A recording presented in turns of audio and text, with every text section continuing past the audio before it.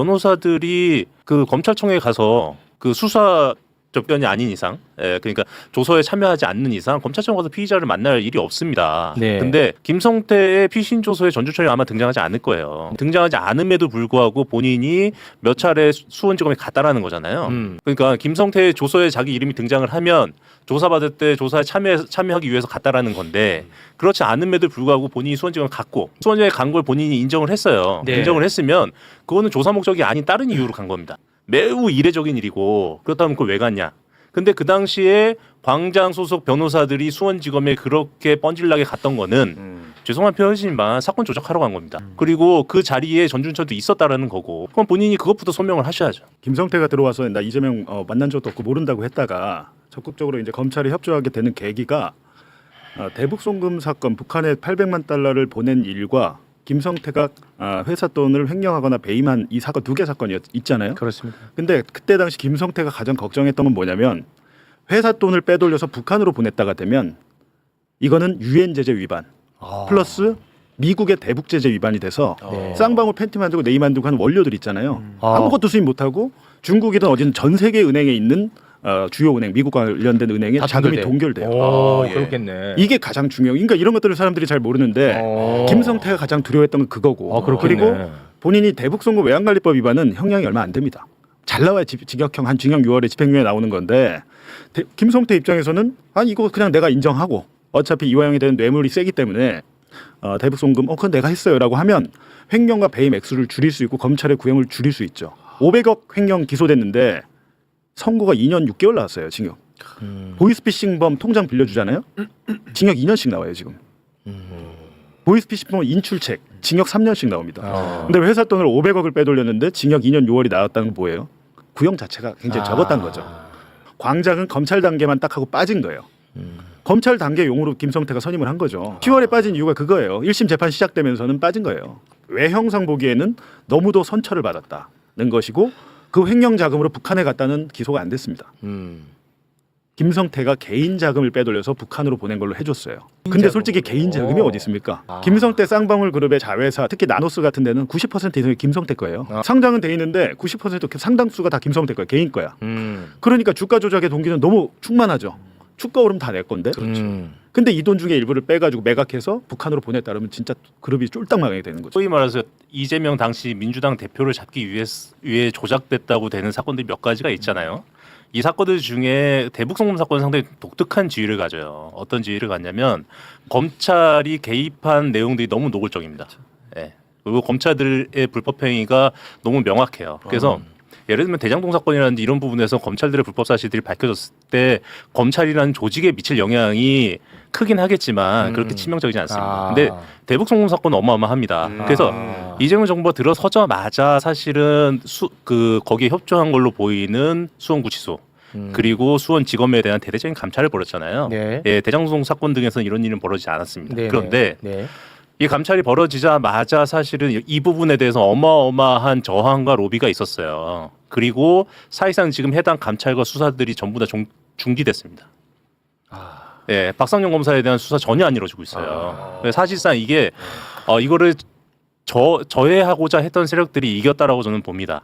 이화영 부지사에게 서울고검에서 거짓말 탐지기 하자라는 제안을 했어요. 제안을 했고 이화영 부지사는 오케이 하겠다, 나 가서 하겠다 했는데 이루어지지도 않았습니다.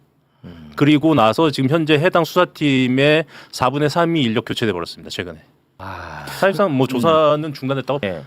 사모님이 선민석 변호사를 해임을 했어요.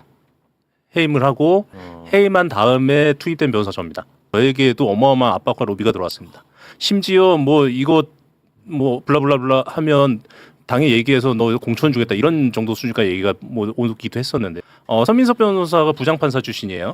예, 그리고 굳이 학벌을 얘기하면 서울대 법대 나왔습니다. 당시 검찰 고위직들하고 너무나 소통이 잘 됐던 걸로 보여요. 당시 수원지검 특히 박상용 검사가 이러이러한 제안을 했고 제안한 거에 대해서 선민석 변호사가 의뢰인의 입장에서 그러니까 아주 냉정하게 변호사 입장에서 보면 박상용이 이러이러한 진술합시다. 이 정도 진술을 하면 이화영 집행유예 풀어주겠습니다. 이렇게 했을 때 정의감 뭐 이런 거 다 빼놓고 변호사 윤리도 다 빼놓고 그냥 내 의뢰인의 입장에서만 보면 오케이 할 수 있죠. 네네 무슨 말씀인지 알겠습니다. 근데 그러니까 이분의 개입이 이 정도인지 이 정도를 넘어서서 박상용과 적극적으로 협의를 해서 진술을 만들어낸 건지 이 부분은 아직 확인이 안 됐습니다. 확인이 안 됐다. 네, 근데 어쨌든 네. 최소한 범위를 말씀드리면 네네. 박상용이 제안한 것에 대해서 이화영과 백정화 그냥 사모님한테 이거 우리 억셉트 하자라고 받아들이자. 제안을 한 거는 제가 확인한 부분이고 오케이. 그 부분에 있어서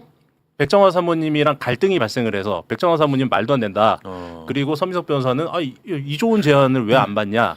이 과정 속에서 백정화 사모님이 나 당신 못 믿겠으니까 당신 사임해라라고 네. 얘기를 했고 서민석 변호사 그때 백정화 사모님 전달 받은 워딩은 당신이 나한테 선임료를 줬지만 나를 선임한 내 의뢰인은 이화영이다. 그러니까 당신이 날 해임할 수 없다. 하고 사임서를 안 냈다라는 거예요. 안 내서 법정에서 그래서 난리가 났었구나. 그래서 법정에 직접 쫓아가셔가지고 그때 뭐 소리치고 하셨던 난리 났었다고 그날 했었잖아. 그 상황이 발생한 겁니다. 정신 차려 이화영. 검사실에서는 이화영을 회유해서 야 이재명 불라고 하고 앉아 있고 법정에 가서는 국가정보 비밀문건 핵심 문건이 나왔는데 크게 중요하게 활용되지도 않고 적극 다투지도 않고. 그 김건희와 관련된 사건과 연관된 사건 한 달이 걷는 것도 수사할 수 있도록 해놓고 그 다음에 또 그것도 불안해서 그 한 달이 걷는 거에서 또 한 달이 걷는 거 그것도 수사 범위가 되게끔 만들어 놓은 거거든요. 네네네. 그 개정안에 다 이렇게 나오는데 법원이 한 달이 건넌 것까지는 인정을 하겠어. 근데 두 달이 건넌 거는 안 돼. 라고 이렇게 판단을 해버린 거예요. 이게 법 왜곡이네. 그러니까 입법자의 의사를 갖다가 완전히 왜곡시킨 거죠. 그러네요. 그러니까 열받더라고요. 아니 우리는 안전하게 만들려고 두 다리를 갖다가 해갖고 튼튼하게 쳐놓은 건데 그걸 갖다가 그냥 지 마음대로만 해석해갖고 없애버리니까. 그러니까 좀 일단은 그 점에서는 열받았고요. 네. 그다음에 이 IMS 모빌리티는 비마이카 사건인데 이거는 사실은 박근혜 때 그 미르재단을 상상하고 그거에 대한 수사를 하라고 저희가 특검한테 보낸 거예요. 이 예컨대 이제 이 IMS 모빌리티 비마이카가 346억 누적 손실이고 그다음에 자본금보다 900억 원이 많은 부채가 있는 회사 아닙니까?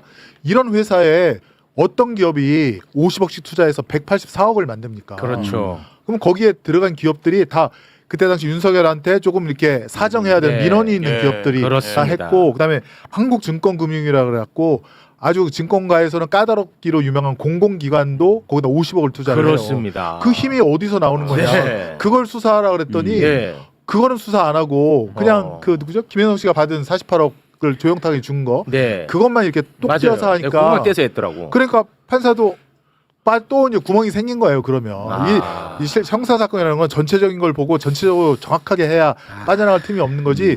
어느 하나 똑 떼놓으면 그걸 갖다가 맞아요. 다른 걸 조작함으로써 요것마저도 이상하게 돼요. 우인성 재판장과 이진관 재판장 차이인데 그렇습니다. 구멍에 대해서 이진관 재판장은 야 공소장 바꿔라고 해서라도 처벌을 하고 구형량보다 더 때려요. 그렇습니다. 근데 그 우인성 판사는 니네 자본시장법 이거 방조인데 약올르지 매롱하면서 그냥 방조 아니니까 우리는 무죄야. 지금 네. 이러고 있는 거거든요. 맞습니다. 그래서 저는 이게 뭐가 문제냐?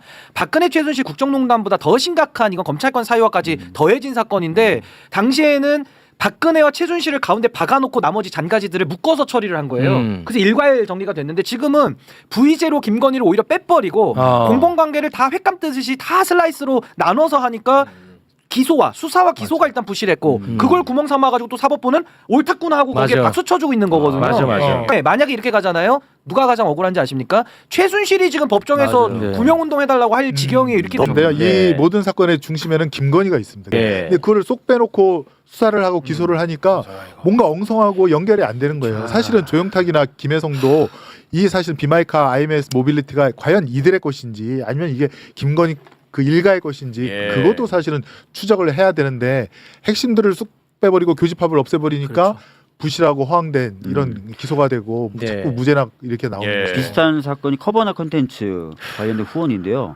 이 특검이 커버나 컨텐츠 관련돼서도 추가적으로 기소하거나 한 게 없어요. 없어요. 커버나 컨텐츠도 대기업의 후원을 받거든요. 네. 근데 누구 때문에 후원을 했겠습니까? 다 김건희 때문에 후원을 한 건데 윤석열은 이 김건희. 부분에 대해서 추가적인 기소나 이런 게 없었고 똑같은데 이 비마이카도 누구 때문에 돈을 넣겠어요. 근데 김건희로 보이잖아요. 제대로 수사가 안 된 거죠. 그러니까 그래? 권력농단인데 권력을 빼고서 처리하니까 아무것도 안 맞는 아무것도 거예요. 안 권력농단 나와요. 사건. 네. 어떤 해석상의 지침 뭐 이런 게 있지 않은가 저도 의심을 합니다.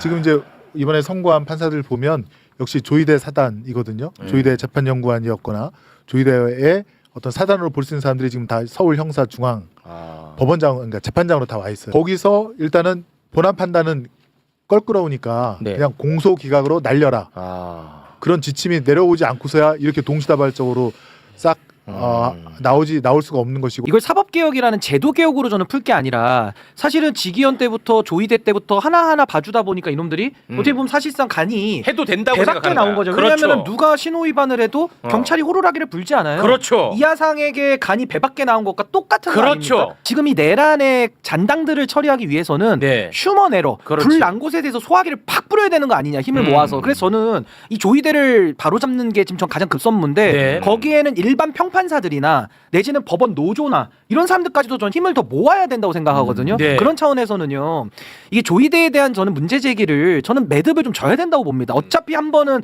넘어가야 될 고난이라면 매는 맞아야 되는 거고요. 네. 저는 만약에 그게 너무 부담스럽다 그러면 탄핵을 말씀하시는 거죠? 탄핵까지 네. 열어놓고 네. 국정조사를 해서 매듭을 지고 호루라기를 불어야 되는 거고, 두 네. 번째는 내란특별법에 사실은 알박기 인사 취소를 저는 꼭 주장을 했었거든요. 근데 조이대에 대해서는 특검이 좋은 논거도 줬잖아요. 윤석열이가 1년 전부터 획책했다는 거 아닙니까? 네. 근데 조이대 임명이 윤석열이 내란을 기획했을 때 임명을 한 인사가 조이대 대법원장이에요. 네. 그럼 조이대에 대해서는 저는 충분히 책임을 물을 근거가 있기 때문에 내란 알박기 취소법을 만들어서 위헌 심사 받더라도 전 한 번은 이거 국회에서 정리를 해야지.